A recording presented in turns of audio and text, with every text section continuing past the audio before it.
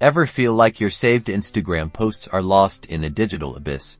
Well, fear not, because in the next minute and a half, I'm going to show you exactly how to find, organize, and revisit all those hidden gems. First, open the Instagram app on your phone and navigate to your profile by tapping your profile picture in the bottom right corner. Next, tap the three horizontal lines in the upper right-hand corner of your profile page. This opens the settings menu.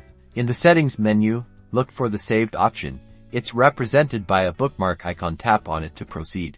Here you'll find all your saved posts neatly arranged. If you haven't created any collections, all your saved posts will be in all posts. To view everything you've ever saved, simply tap all posts. You can scroll through and revisit any image or video you've bookmarked. To organize your saved posts into collections, go back to the main save screen and tap the plus icon in the upper right corner.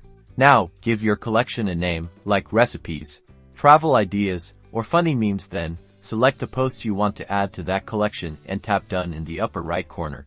Now you can easily find all your saved posts organized by topic. Tap on a collection to browse through the content. And that's it. Now you know how to find, organize, and revisit your saved posts on Instagram. For more Instagram tips and tricks, be sure to subscribe.